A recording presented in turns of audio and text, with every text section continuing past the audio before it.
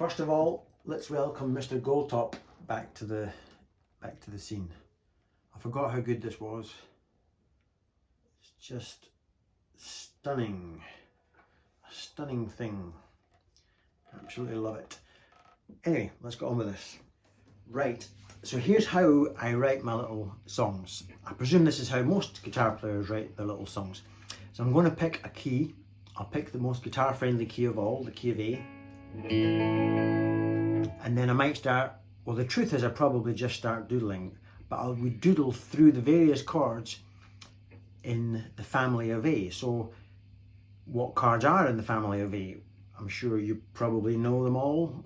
If not, hopefully you'll agree that E is in the family, F sharp minor, and as I play through these chords in the family, there's D. It sounds like every pop song you've ever known. It's all just normal run-of-the-mill chord changes. Some might say a C sharp 7, and some might at some point change that major to a minor, so D minor. There's my F sharp minor again. Some might say a B minor 7, taking me back down to an E, or if you want to be really juicy, a B flat back to A.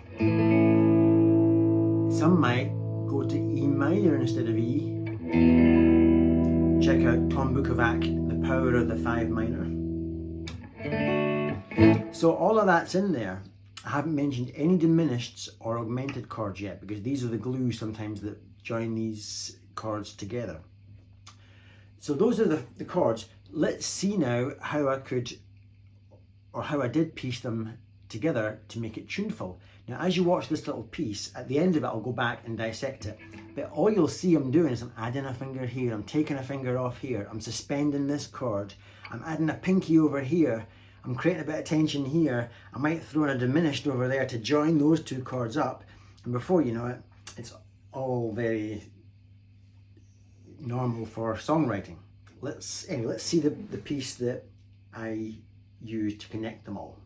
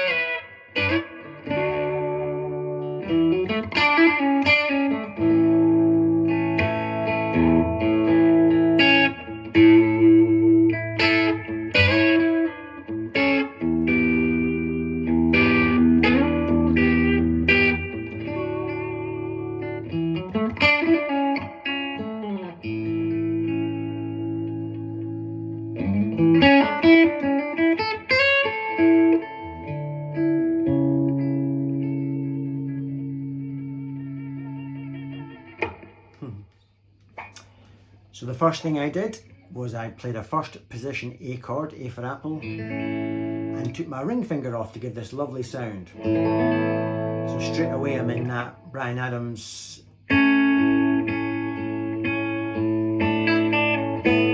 that thing.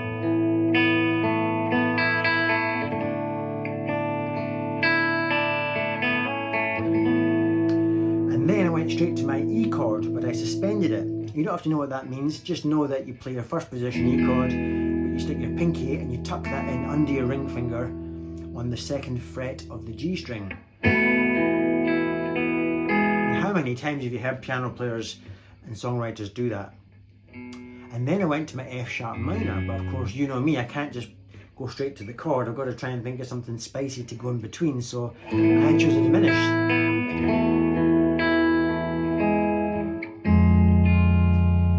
The diminished, of course, leads me beautifully and builds tension that is beautifully resolved by this.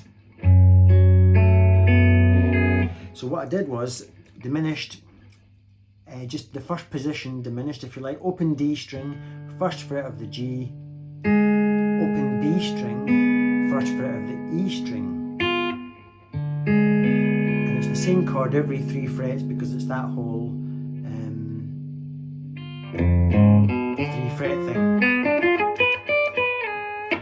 So I put my pinky over and went that type of thing to create that tension, and then instead of going to a normal F sharp minor, I think I went hard to fret. In fact, when you watch the footage, I didn't just go boof and fret it. I took me some time to fret it, and it was a race against time because my arpeggiating hand, we ain't going to slow up, that's doing it, and I've got to finger my left hand in time for the next thing. So I think I went, I didn't fret the whole chord until that final high note there, just because I find it very difficult. So just an F sharp minor with the 1st finger raised up off the board, so that I'm really only hitting the 2nd fret of the A string when really I should bar all 3. So I've got my thumbs playing the F sharp on the bass, I'm not playing the thick A string, and I managed to get that on the top just because it sounds nice. I don't know what it is, I could work it out, but who cares? Then up to the D chord, but I kept that note consistent. That's not a D chord, that's a D chord with a cherry on the top, so this pinky here shouldn't be here. But by having it there, I create a little bit of connection to the previous chord.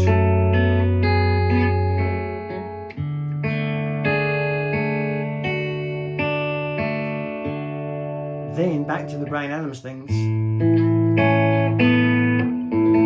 This time I'm suspending it, so normal A, then I've taken it off the Bryan Adams chord, then I'm suspending it by putting my pinky on the 3rd fret. And that's a signature, that's a phrase, isn't it?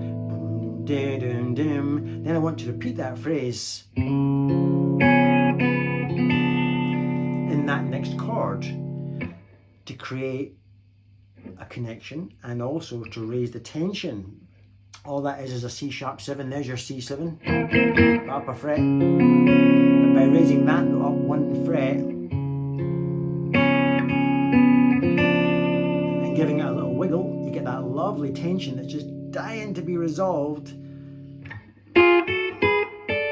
to a D chord. I could just play a D, but I just went 2 frets apart on the B and E strings, 4th fret, 5th fret, 7th fret, and that's just 2 notes from that version of a D chord. And then the next, cheating, all cheating.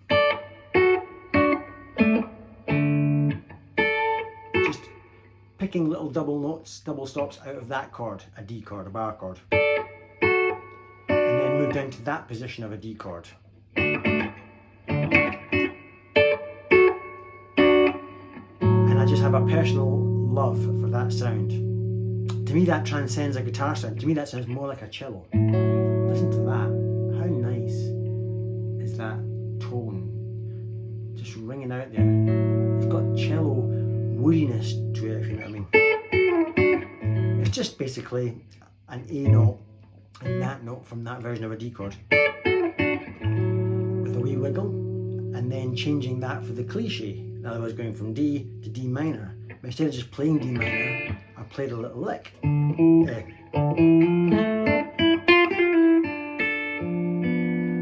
All that was, I'm imagining that shape of D minor in my head, and So that's 5, 7, 8 on the A string, 5th fret of both the D and G, sorry, the 7th fret of the D and G strings.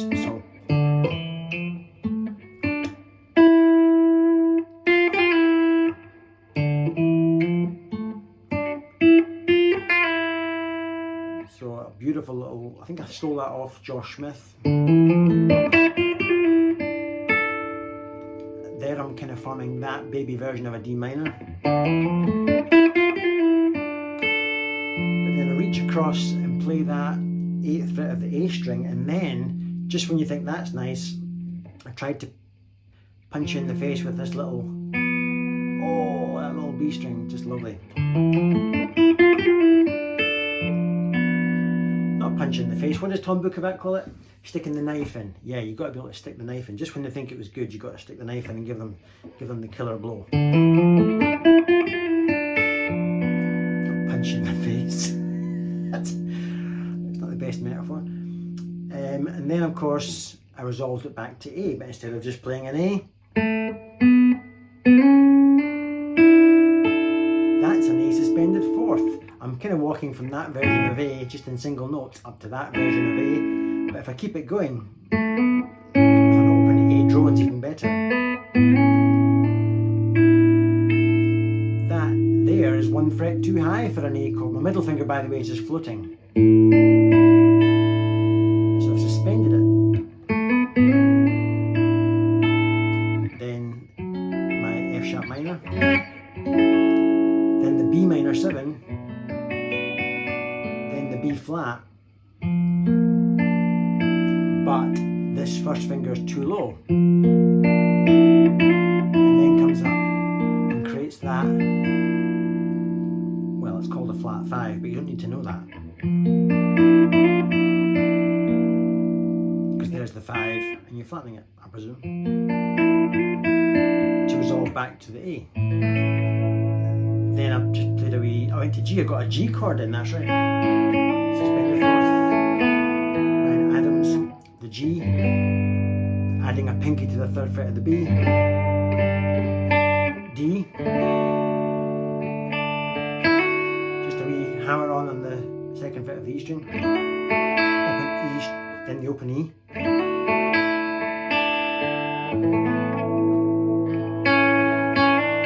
then I suspended it a little bit with my pinky on the 3rd fret of the B string, then I changed position.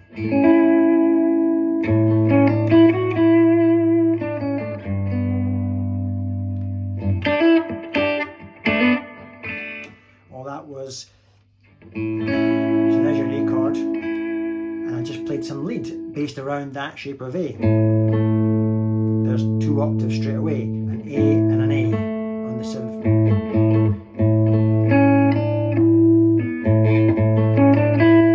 But this is still sustaining. I could actually use an open A string, but for some reason, I've tried it both ways, and for some reason I like to fret it. So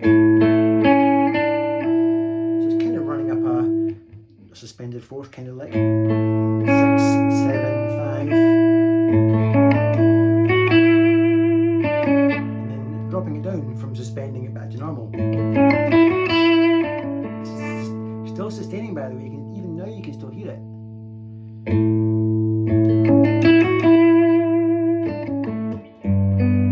Then just playing the G note there and 4th fret of the B, which is just me thinking that shape in my head, a G chord, bar chord. And then these little half chords that you hear people playing, Hendrix music is full of them.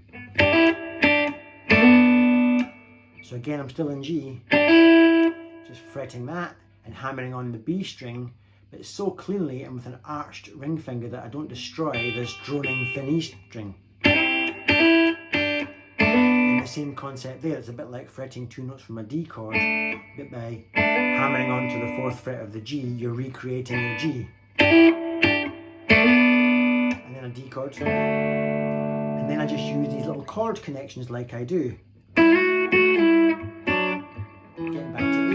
That's technically 2 notes from a D chord, that position there. Now you don't really have to know these connections. I didn't learn them, I just thought, there's an A. That sounds wrong to me, or right for an occasion, but it sounds wrong. So then you learn from it and you go.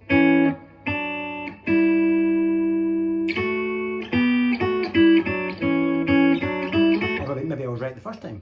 Anyway, connections.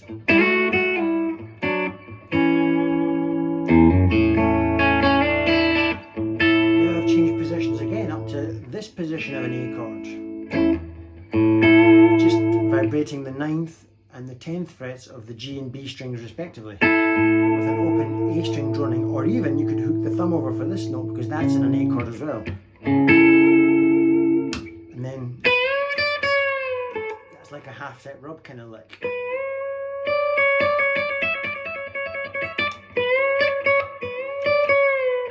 Then we've gone to an E minor. That's just 3 notes from the E minor chord. Then these little slides. Whoa! So that's just the up from the 12th to the 14th fret on the thin E and B. Then back to D. Just that version of a D chord. I just chose to play the G and B strings to leave the open D string sustaining, just so I can get some vibrato.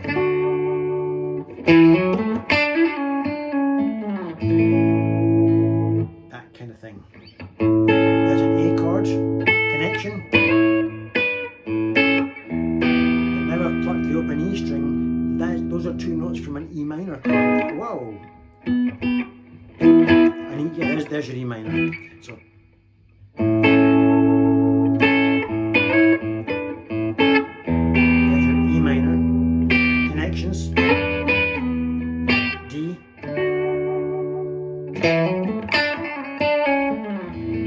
Then a little lick.